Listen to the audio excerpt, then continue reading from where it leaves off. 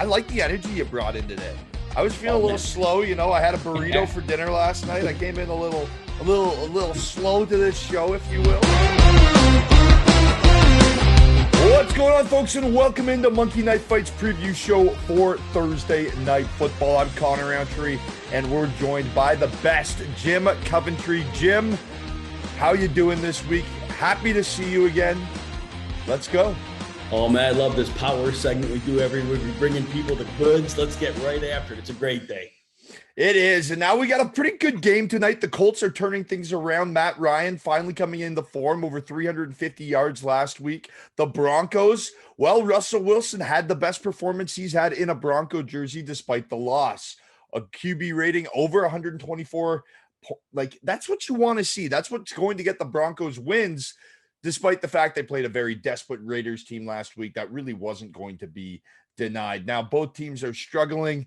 We have Taylor with an ankle injury. Obviously, Williams, he's done for the year. I think he tore his ACL and his MCL, I believe. I think that knee is completely shot. So let's just jump into it. Pass attack, let's get these quarterbacks props up because both 1A running backs are gone. Taylor Moore as a number one, clear-cut number one. Williams, the 1A guy with the 1B as Gordon. Gordon now gets those reps. So I feel like this is a great opportunity for Russ to pass the football. Not to mention that the Colts, their pass defense has been, well, not great this year. Their QB rating giving up is, I think, right around 110. They're gettable. So I think it's time for Wilson to get on the more here and giddy up Broncos. Yeah, I like that assessment. I mean, with Russ, one thing we've noticed, though, from the beginning of the year, that passing game is really limited. He hadn't been making good reads in the middle of the field, a short area passing. We saw that last week. That's where you mentioned the point where he had his best game of the year. It's because he did find Jerry Jeudy a couple times in the middle. It was working a little bit better.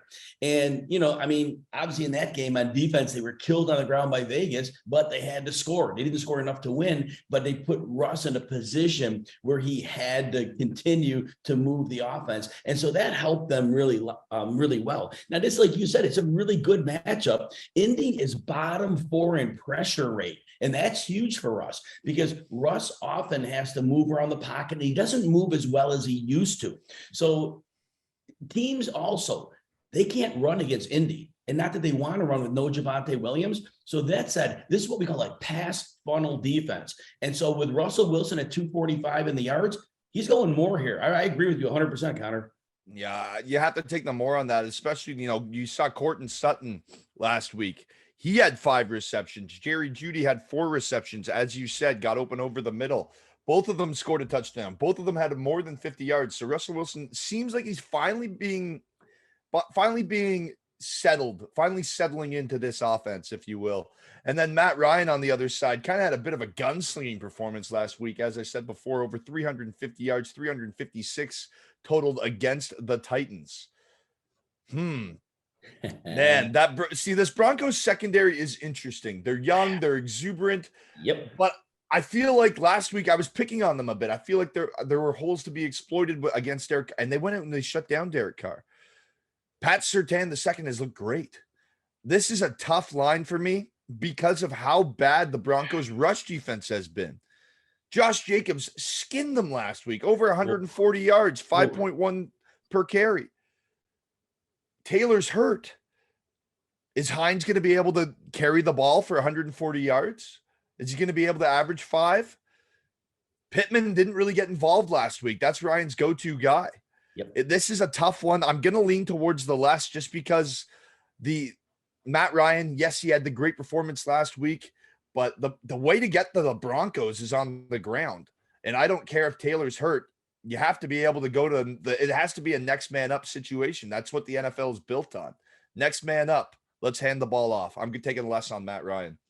Yeah, it's a tough situation because the Colts offensive line, it went from being like a dominant line 2 years ago. It's awful right now. They still have 3 really good players, but the other 2 are complete liabilities. And what I've noticed is teams' defenses are running stunts against them, and the communication is so awful. Even the good linemen look bad here. And so right now, They have no space for their running game. Jonathan Taylor was not doing well since week one. Week one, he blew up. Week 2 and 3, I mean, well, he got hurt late in the game. He has not been himself. And so Denver, like you said, they are accessible to run against on the ground. But you mentioned Nyheim Hines. They might throw to him, but I don't think they want to give him the ball 20 times. That doesn't seem to be in their DNA. And with Taylor not doing well with the run, how is Hines? Now, the one benefit for Matt Ryan is here. So Denver has a very high pressure rate this year. They lost Randy Gregory last week to an injury. They still have Bradley Chubb, but having both of those players makes a massive difference. And I think that was the linchpin of their pass rush. I think missing one of them makes it significantly easier. And I think with the game planning here, you mentioned earlier, Patrick Surtain, Michael Pittman, they're going to see a lot of each other. That's not a good matchup. But the Colts throw a lot to their tight ends. I think it's going to be a heavy screen game for Hines. And so I think they could take advantage of that run defense by screening to the running back. And so I think I do in general agree with the less call, but I think we could see Nyheim Hines get 60 yards as a receiver. And that is the only reason I'm going more. But I love your analysis, and I could see it going both ways. No, I'm with you there, Jim. And to be honest with you, I think the X factor in this game is going to be that matchup, the Denver Broncos rush defense versus Hines. I mean, if it was Taylor, it's almost like, yeah, throw back your ears and go. But from what we've seen Jonathan Taylor this year, he might be the biggest fantasy bust of the season thus far. Now he's out. It's just tough to lean on those guys. Now, we did just talk about Michael Pittman. He's coming in on Monkey Knife Fight at 5.5 receptions. Last week, he only had 6 targets. In week 1, he went off. That was kind of the projection. Matt Ryan's coming in, former MVP. We saw what he did with Julio Jones. If he gets a 1A receiver, they get on the same page, they can go off. That's what we saw in week 1. Last week, it didn't really – he went to him kind of on one drive back-to-back, and it worked, and then it was just hush. I feel like for the Colts to have success, you got to get your playmakers the ball. And without Taylor, I think Pittman's their best skill position player. So I'm going to go with the more here out of necessity. And maybe there's some wide receiver screens there, Jim, with all those screens that you have that you're talking about. You know, that would be the path, Connor. And I think if they do go that route to get him the real quick hitters before Surtain engages him, I think that would be the path to over. Now, my concern here is Surtain is a difficult draw. And Matt Ryan, I'm going to say professional quarterback, but in terms of his reading of defenses. And I think if he sees a lockdown Pittman, he's immediately going to check off to a back, a tight end. And so that 5.5 number is so perfectly set because he's not getting likely 9 catches here. But I also think that it may be a force for Ryan to go away from him more than he'd like. I really wanted to go with the more, but I just think Ryan's going to check off a lot. And they might even bracket Pittman because really, do they have any worries about any other receiver on that team? Maybe no. It's a tough one. I'm going less. Yeah, I guess the only real guy that you have to worry about is Mo Alley Cox in the end zone because Alley Cox last week, you saw him just kind of, that was hilarious. He caught the ball at the 2 and just no one wanted to hit him. He just turned around and walked in. It was like, here, this is a gift. Thanks, guys. Anyway, yeah, I guess the Pittman argument's tough because we haven't seen consistency from him. So no. I'll actually trust your opinion on it. You know, I really do feel with the absence of Jonathan Taylor, if Pittman's not involved, they're going to lose this football game. They're not going to be able to put up points. Real quick, your path was right. If they get him quick hitters, that gets him to the over, and that helps their offense. So you hit the right path. I'm just worried they're not going to do it. Yeah, all fairness. That's why they have to play the games, right? Melvin Gordon here, 57.5 yards. Now, as I said coming in, right? Williams was that 1A kind of guy. Now Gordon's going to be that feature back. Yes, they brought in Murray. Yes, they have they have the other guy. His name's slipping my mind right now. I picked him up the other day. Yeah, there you go. Boone. So there's some depth in that backfield, but I feel like Gordon's just going to be the Broncos workhorse here, and I'm going to take the more. I just feel like he's going to be their 1A guy.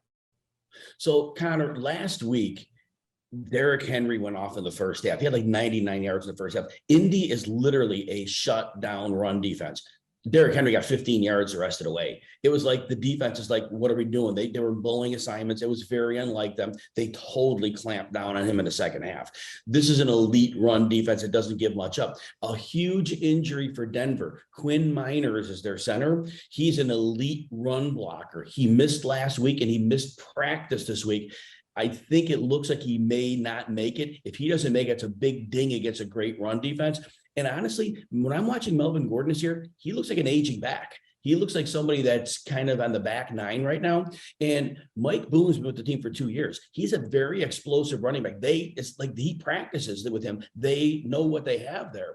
I do think Mike Boone's going to get work here. And Mike Boone's been in a bad spot. In his first time under contract was in Minnesota. He was behind Dalvin Cook and Madison. Then he got signed last year by Denver in free agency, but then they picked up Gordon and drafted Javonte Williams. So he just has been in a bad spot. He's a really talented back, Connor. So I think beside the defense that Gordon's going to see, Boone's going to split in.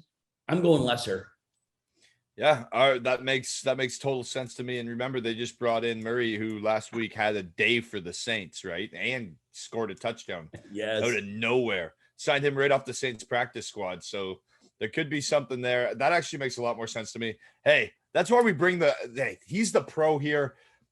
I'm gonna change my pick. Boom, Jim, you convinced me. Done. Cortland Sutton, though, I'm gonna take the more on that one because he's Russell Wilson's go-to target. Yes. Last week, over 50 yards. I think that's going to be there this week. Let's take the more.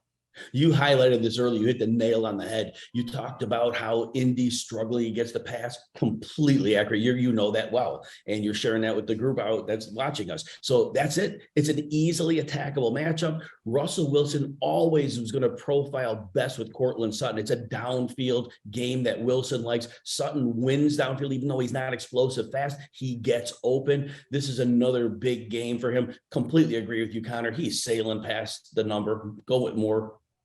Yeah, well, this is the I went through my notes. So this is the actual stats. So opposing quarterbacks are averaging an astronomical 104.9 passer rating against this Colts defense thus far.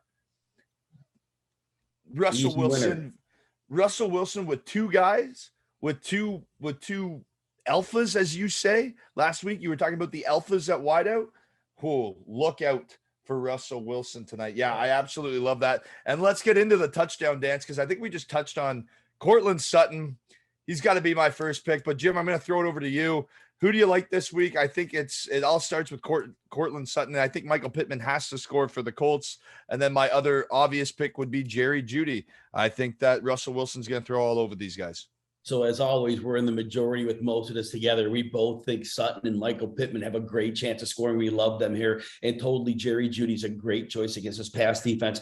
I'm going to go with Nyheim Hines as my third because we have seen in the past them use him as a receiver in the red zone with Jonathan Taylor out. My guess is he sees a lot of red zone work. My guess is he scores a receiving touchdown, not a rushing touchdown. But Jerry Jeudy's an obviously great call as well.